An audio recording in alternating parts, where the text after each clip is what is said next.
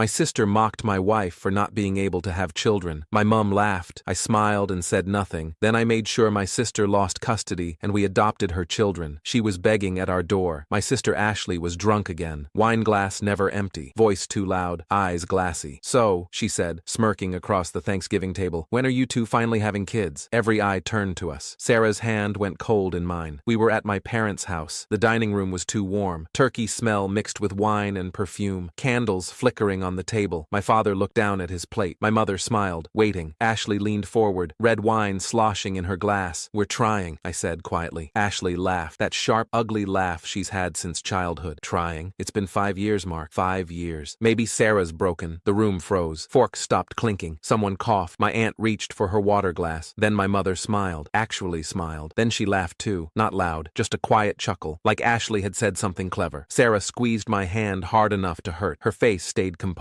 that polite dying smile people wear when they're bleeding inside. "I'm just saying," Ashley went on, taking another sip. "Some women just can't. It's biology. Maybe you should find someone who actually works." My mother nodded, sipped her wine. My father still stared at his plate. My uncle cleared his throat, changed the subject to football. But Ashley wasn't done. "I mean, I got pregnant with Emma practically by accident," she said. "And Jake, and Lily. Super easy. Some people are just meant to be mothers, you know?" She looked at Sarah. "No offense." I felt Sarah's hand trembling in mine, saw the way she was barely breathing, the way her jaw was clenched so tight I thought her teeth might crack. I didn't yell, didn't stand up, didn't defend my wife. I smiled, nodded, stayed silent, but something inside me shifted. Cold, deliberate, sharp. Ashley kept talking, about her kids, about how easy motherhood was for her, about her natural maternal instincts. Sarah excused herself, said she needed air. I watched her go, watched her shoulders shake as she walked down the hallway toward the bathroom. Nobody followed her. Nobody said anything. Ashley poured more wine, laughed at something my uncle said about the game. My mother asked about dessert. Who wanted pumpkin pie? Who wanted apple? The conversation moved on, like nothing had happened, like my wife wasn't crying in the bathroom. I sat there, eating mashed potatoes, nodding at appropriate times. Inside, I was making calculations. We left early. Sarah didn't speak, just grabbed her coat and walked to the car. I made excuses, said she wasn't feeling well, said we'd see them soon. Ashley hugged me at the door, whispered, "Don't be mad, I'm just being honest. Someone needed to say it." I hugged her back. "I know," I said. My mother kissed my cheek, told me to drive safe. Sarah cried in the car, silent tears streaming down her face, mascara running, hands shaking in her lap. I drove in silence, the streetlights sliding across her face like ghosts. We'd been trying for 5 years. 5 years of negative tests, failed treatments, doctor's appointments, specialists, hormones, hope, devastation. Sarah had endometriosis, severe, the kind that made pregnancy nearly impossible. We'd spent thousands on fertility treatments, IVF, 3 rounds, drugs that made her sick for weeks, injections that left bruises on her stomach. Nothing worked. Every month, the same disappointment, the same grief. And now my sister had called her broken, in front of everyone, and my mother had laughed. When we got home, Sarah went straight to the bedroom, closed the door. I heard her crying through the wall. I stood in the kitchen, stared at nothing, thought about walking in there, holding her, telling her Ashley was wrong, but I didn't move. That night, while Sarah finally slept, I lay awake, staring at the ceiling, thinking about Ashley, about her 3 kids, Emma, Jake, and Lily. Beautiful kids, sweet, smart, funny, neglected. Ashley had gotten pregnant the first time at 19. Accident. One night stand. She'd kept the baby, said she'd figure it out. She hadn't. Emma was 9 now. Jake was 7. Lily was 5. 3 kids, 3 different fathers, none of them around. Ashley worked part-time at a bar downtown, Thursday through Saturday nights. Tips barely covered rent. She spent most of her money on clothes and wine and nights out with friends. The kids were always with babysitters, or my parents, or alone. I'd noticed it before, at family gatherings, birthday parties, holidays. The kids would be tired, dirty, quiet. Emma would make Jake's plate for him, cut his food, remind him to say please and thank you. 9 years old and already a mother. Lily would fall asleep at the table, 6 p.m., still in yesterday's clothes. Jake would ask for seconds, then thirds, like he hadn't eaten in days. I'd mentioned it to my parents once, 2 years ago. Ashley's struggling, my mother had said. She's doing her best. Single motherhood is hard. The kids seem neglected, I'd said. Don't exaggerate. They're fine. Ashley loves those kids. That was the end of the conversation. Now, lying in bed, I made a decision. I started watching, quietly. Ashley posted everything online. Instagram, Facebook, TikTok, every night out documented, every new boyfriend, every girl's weekend in Vegas or Miami or Nashville. The kids always in the background of her stories. Dirty clothes, tangled hair, forgotten. I started saving things, screenshots, dates, times, captions like finally free, mom's night out, with photos of her at clubs at 2 a.m., posts from dive bars on Tuesday nights. Needed this so bad. Check-ins at hotels 40 miles away on school nights. Photos of her hungover at noon with captions like worth it. I organized them in a folder on my computer, labeled by date date, cross-referenced with school calendars. Then I started calling Emma, just to check in, just to be a good uncle. Hey sweetheart, how was school today? I didn't go, she said. Her voice was small, tired. How come? Mom forgot to wake me up. Where is she now? Still sleeping. What about Jake and Lily? They're watching TV. I made them cereal. I wrote it down. Date, time, details. That's good. You're a good big sister. Thanks, Uncle Mark. I called again the next week and the next. Always cheerful, always casual. Just Uncle Mark checking in. Did you guys have dinner tonight? Not yet. Mom's not home. Where is she? I don't know. She left this morning. She said she'd be back by dinner, but she's not. Are you okay? Do you need me to bring you something? No, we have ramen. I can make it. 9 years old. Making dinner for her siblings. I wrote it all down. The picture built itself slowly. Ashley left them alone most nights. Emma babysitting Jake and Lily, making meals, getting them to bed, helping with homework. No groceries in the house, no clean clothes for school. Emma missed school 4 times in 3 weeks. Told the office she was sick, but she was home taking care of Lily, who actually was sick. Jake told me once that the power had been shut off for 2 days. They'd slept at a neighbor's house. Don't tell Mom I told you, he said. She gets mad when people know stuff. I promised I wouldn't. I called more often, always with excuses. Just saying hi, just checking if they needed anything. Emma started telling me more. About the nights Ashley didn't come home. About the mornings she woke up to an empty house. About the time they ran out of food, and Emma walked to the gas station with her piggy bank money to buy bread and peanut butter. She was 9. Once Lily's school called me by mistake. Said no one had picked her up. That they'd been trying Ashley's phone for 2 hours. We have you listed as an emergency contact, the secretary said. Can you come get her? I picked her up myself. She was sitting in the office. 5 years old, tiny, red eyes from crying, scared. Where's Mommy? She asked. She got held up at work. I lied. She asked me to come get you. She doesn't work on Fridays. Smart kid. I bought her McDonald's, Happy Meal, toy and everything. Took her home. The house was a mess. Dishes piled in the sink, laundry everywhere, trash overflowing. Ashley showed up 3 hours later, makeup smudged, hair messy, smelling like alcohol and cigarettes. Oh shit, thanks for grabbing her, she said. Got caught up with some friends, lost track of time. She didn't apologize to Lily, didn't even hug her, just told her to go watch TV. I drove home that night thinking about Sarah, about how badly she wanted to be a mother, about how Ashley had 3 kids and treated them like inconveniences. That night, I made my decision. I called Child Protective Services the next day. Anonymous tip. Concerned family member. Possible neglect. I want to report a situation, I said. 3 children, ages 9, 7, and 5. Mother leaves them alone frequently. No food in the house. Kids missing school. Do you have specific dates? Yes. I gave them everything. Dates, times, details. Sent screenshots via their online portal. They said they'd investigate. 2 weeks later, they showed up at Ashley's house. Unannounced. Early morning. Standard procedure. The report made me sick when I eventually saw it. Spoiled food in the fridge. Moldy leftovers. Expired milk. Mold growing in the bathroom. Around the tub. On the ceiling. Bare mattresses on the floor. No sheets. No pillows. No clean clothes. Dirty dishes everywhere. The kids were home alone. Emma making cereal for breakfast. Ashley still at her boyfriend's apartment across town. CPS gave Ashley a warning. 90 days to fix the conditions. Mandatory parenting classes. Weekly home visits. Random check-ins. She cried. Begged for another chance. Promised to do better. This is just a rough patch, she told the caseworker. I'm a good mom. I love my kids. For 2 weeks, she cleaned. Kept the house decent. Stayed home at night. Posted on Facebook about being a changed woman. About prioritizing her babies. My mother called me. Said she was proud of Ashley for turning things around. Then, 3 weeks later, Ashley posted photos from a girls' trip to Nashville. 4 days. Bars, honky-tonks, Broadway, bottles of champagne, hotel pools. The kids were at my parents' house, but she'd told CPS she was staying home with them. Part of her compliance agreement. I took screenshots. Called CPS again. Sent everything I had. Screenshots, notes, call logs, school attendance records, photos of the house from when I'd picked up Lily. This is a pattern, I wrote. She's not changing. The children are still being neglected. This time, they acted fast. The caseworker called me on a Tuesday morning. Mr. Peterson? Yes. We've removed the children from the home. Emergency removal. We need an immediate placement for 3 siblings. You're listed as family. Will you take them? My heart stopped. Yes, I said immediately. Of course. When? Today, this afternoon. Sarah looked at me from the kitchen, eyes wide, confused. What's happening? She whispered. I covered the phone. Ashley's losing the kids. They're asking if we'll take them. Her face went pale. Then tears filled her eyes. Yes, she said. Yes, tell them yes. The kids arrived at 3 that afternoon. A social worker brought them. Woman in her 40s, kind eyes, tired. 3 small suitcases, scared faces. Emma held Lily's hand. Jake clutched a stuffed dinosaur missing one eye. Sarah dropped to her knees right there in the entryway. Hugged them all. Wouldn't let go. You're safe now, she whispered. You're safe here. We love you. Emma started crying. Then Jake. Then Lily. They all cried together on the floor. I stood there, watching, my throat tight. The social worker handed me paperwork. Temporary emergency custody, she said. There'll be a hearing in 2 weeks, but based on the evidence, I'd say this will become permanent. Good, I said. That night, our house was full for the first time in years. Sarah made spaghetti, garlic bread, salad. The kids ate 3 plates each, like like they hadn't seen food in days. Jake asked if he could have more, quietly, like he expected to be told no. You can have as much as you want, Sarah said. Always. Anytime you're hungry, you just tell me. After dinner, Sarah ran them a bath, all three together. Bubbles, toys. She washed their hair, gently, carefully, found lice in Emma's hair, treated it without making her feel ashamed. She read them bedtime stories, tucked them in, kissed their foreheads. Emma fell asleep, holding her hand. We stood in the hallway, watching them sleep. Thank you, Sarah whispered. I kissed her forehead. You're going to be an amazing mom. She started crying again. The next morning, the house smelled like pancakes. Sarah was at the stove, flour on her nose, hair in a messy bun, smiling wider than I'd seen in years. The kids sat at the table, laughing, arguing over who got the first pancake. Normal kid stuff. Jake asked for another, then another. You can have as many as you want, Sarah said. Lily wanted hers shaped like a heart. Sarah made it happen. Then the phone rang. Ashley. She was screaming before I even said hello. What the fuck did you do? You can't do this. They're my kids. Give them back. I walked into the other room, closed the door so the kids wouldn't hear. You should have thought about that, I said calmly. You called them, didn't you? You fucking called CPS on me. You did this. You did this to yourself. I'll fix it, Mark. I swear to God. Please, just give me another chance. I'll do everything they said.